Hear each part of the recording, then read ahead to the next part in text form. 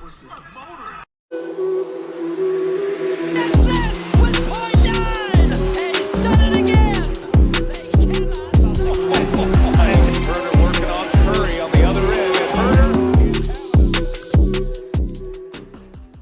is going on, Hawks Nation? Welcome back to another episode of Hawks Fan TV. I'm your host, AC. And man, what a summer league debut from both of these young rookies, Jalen Johnson and Sharife Cooper.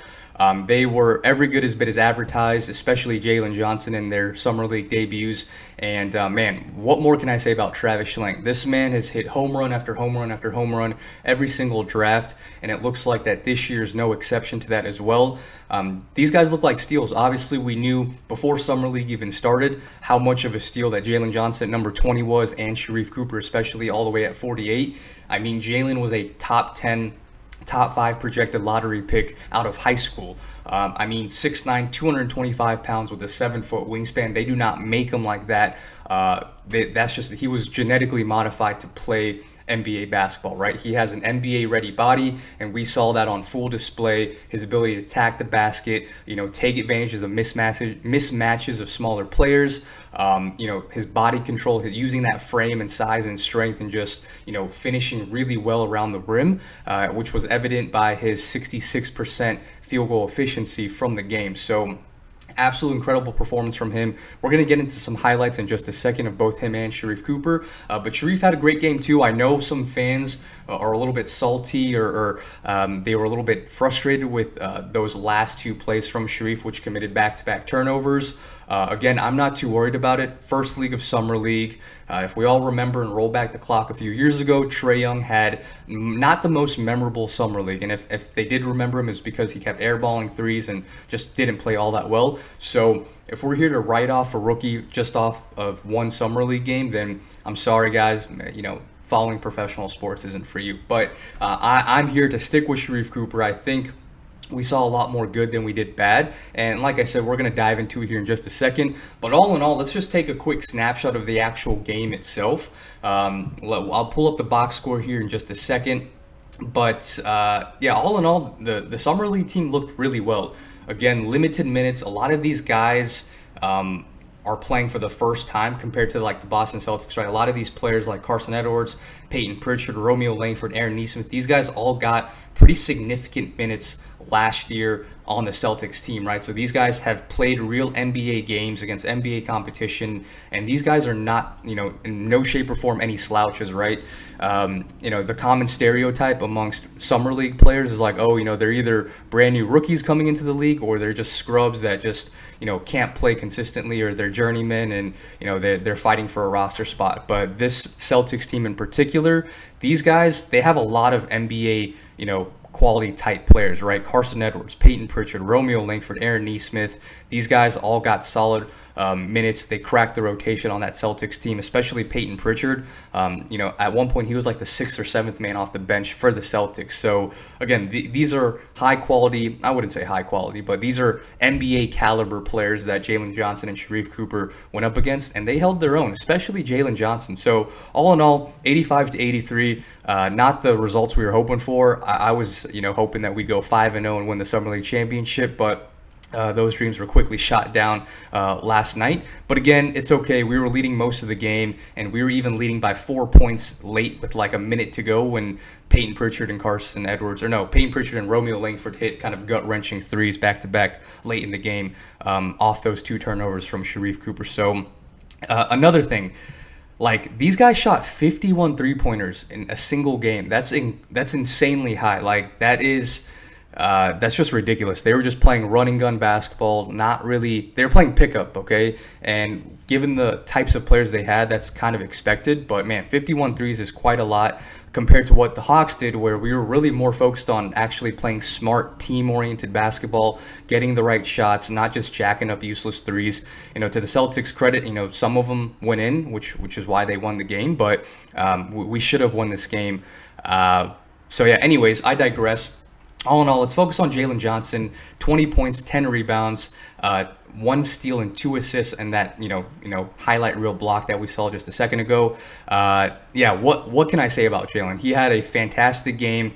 This dude is what everyone thought he would be, using that big 6'9", 225-pound body and frame and size, and he shot incredibly efficiently, 8 of 12 from the field, which is, quick math, 66% from the field, 50% from the three, and he was just able to get a lot of things right there within like that 5 to 7 foot range near the basket, and he was able to finish and convert on those.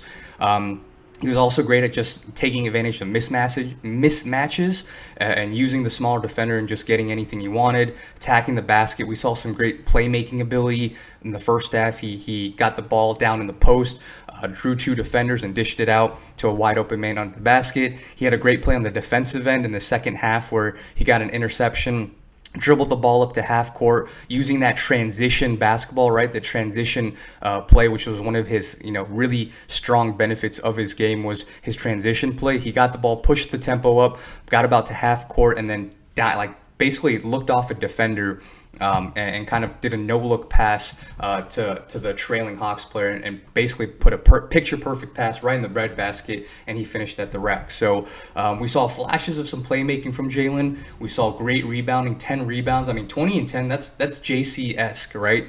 John Collins, 20 and 10, that's like his patented game. And we saw Jalen Johnson do that in game 1 of Summer League after not playing competitive basketball since February of earlier this year. So he had a huge, massive gap, and he barely played in college. He only played 12 or 13 games at Duke due to his injury, and then of course him kind of leaving the team based off COVID and just preparing for the draft. But all in all, I mean, he played a fantastic game. And man, I'm excited about Jalen. Like, I think this man can crack the rotation in the regular season.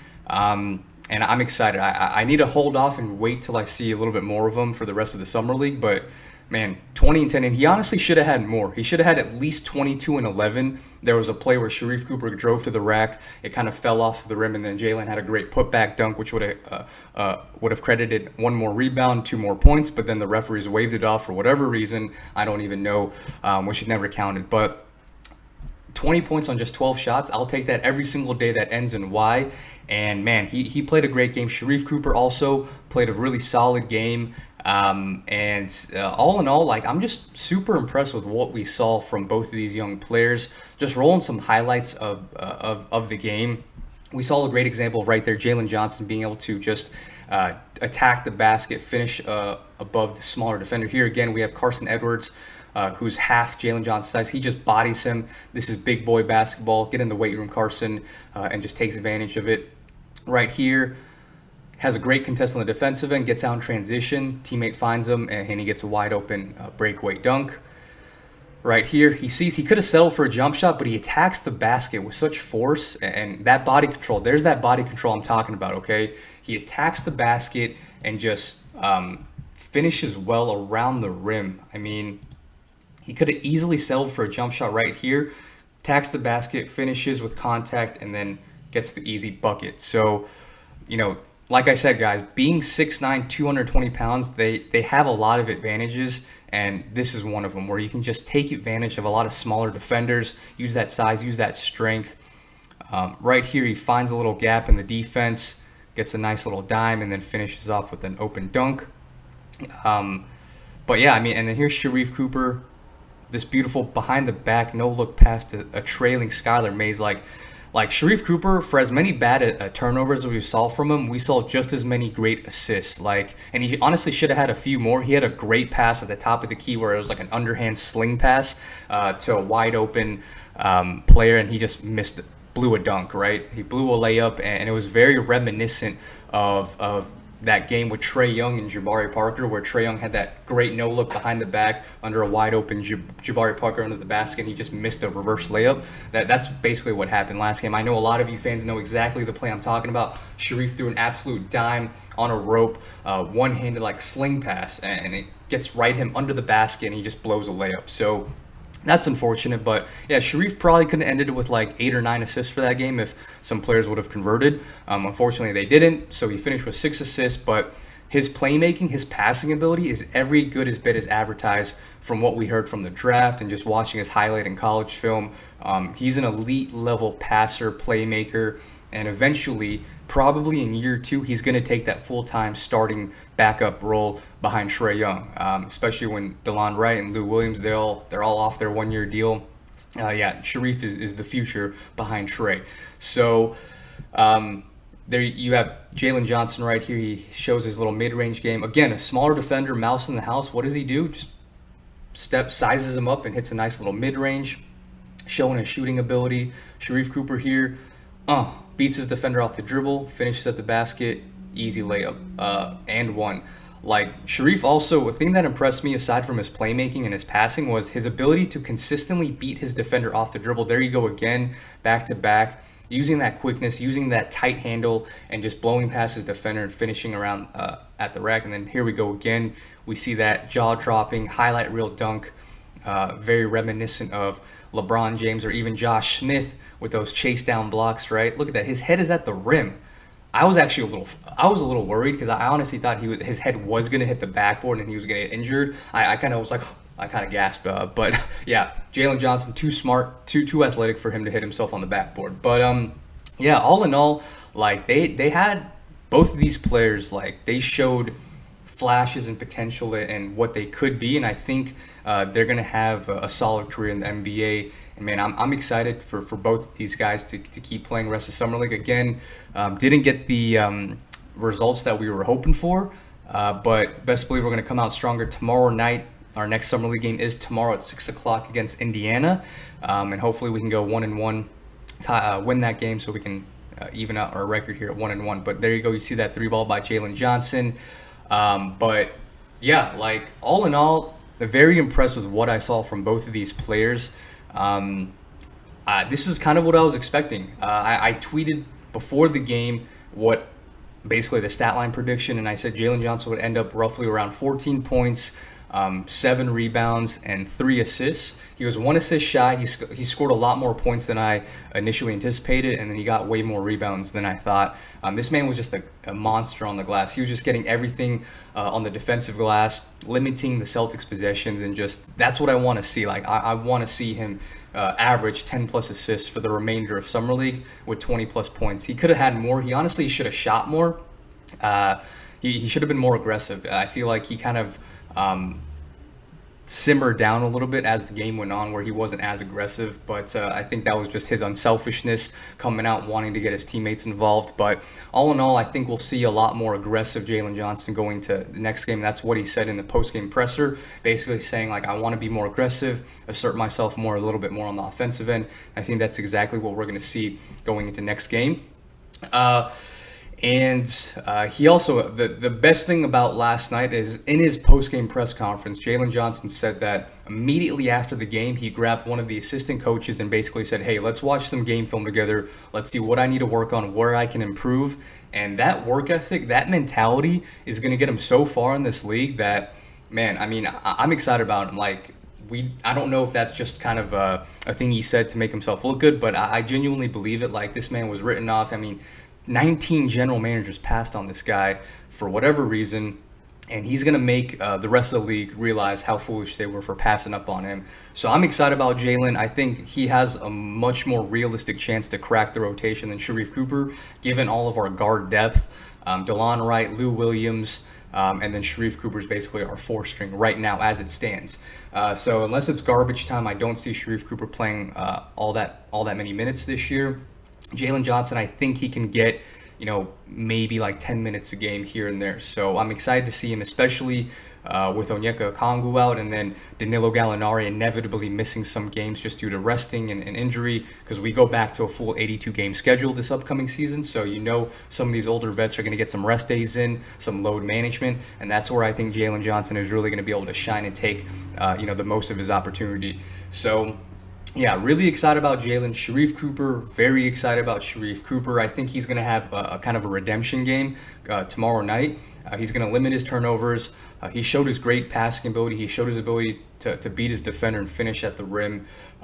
So yeah, I'm excited. Like, all in all, the future is very bright, and I think we're going to I think we're going to go 4-0 these next 4 games in Summer League. Again, that's just my completely rational, unbiased take. But we're going to go 4-0 these next 4 games. Jalen Johnson's going to average 20 and 15. Sharife Cooper's going to average 15 and 10. And yeah, all in the world will be right. So I'm excited. As far as some of these other players, just looking at the box score here once more, just kind of giving my closing remarks. Another player that really stood out to me was this guy, Akun Purcell. I forget what number he was, but he showed some solid plays. This guy from Israel, where is he? Heidegger, excuse me if I butcher your name. He only played 15 minutes but scored 12 points off the bench, shot 50% from the field. This guy played in the Euro League, played some competitive basketball overseas. So this guy is a sleeper pick to keep an eye out for. But all in all, I don't know who the last player is going to be because we do have one more roster spot. And Skylar Mays didn't have all that an impressive showing yesterday. Like, we all were leaning on Skylar. We all thought Skylar, being the veteran and being, playing significant minutes in the regular season last year, we thought he was going to kind of show out a little bit more, in which he did not. So yeah, Skylar's still fighting for a roster spot. He's on a 2-way deal right now. We extended the qualifying offer, so we still have one more roster spot available. Do I think that last 15th spot goes to one of these players other than Sharife Cooper and Jalen Johnson and Skylar Mays? I wouldn't bet on it, but if I had to guess, just off game 1 of Summer League, Heidinger and Akun Purcell would be kind of my two, dark knights, if you will. So yeah, that's really it for today's episode. Not a crazy long video. We're back at it tomorrow night for a game 2 of Summer League against the Indiana Pacers. That's going to be on NBA TV once again. And then the last 2 games of Summer League are both on ESPN2. So I'm excited. I'll be watching the Summer League game tomorrow, maybe doing a live stream as well, so we'll see. But if you guys like this video today, please give this video a thumbs up. Give me your comments on what impressed you the most, what was most disappointing from what you saw yesterday, and your overall outlook on Jalen Johnson, Sharife Cooper. I'm very high on them. I'm going to give Jalen Johnson an A+ for his performance yesterday. I'm going to give Sharife Cooper a B, just a B, because the turnovers were a little too high for my liking. But again, that's going to be toned down, I'm sure of it. So yeah, all in all, great performance. Again, these guys barely played in college due to injuries and some off-court things. But yeah, these guys are the real deal. So I'm excited. If you like Hawks content just like this and you're ready for the regular season, Hawks Fan TV, we will be live streaming after every single game, doing post-game breakdowns, and just providing you guys with the most up-to-date news content of all things Atlanta Hawks related. So if you like that, if you love the Hawks as much as we do, please subscribe to the channel, join the family, and join the show. We'll be doing live stream call-ins after every single game. So want to hear from you guys, the fans from all over the world. But other than that, thank you guys for watching, and here's to a Game 2 victory tomorrow night against Indiana, and go Hawks.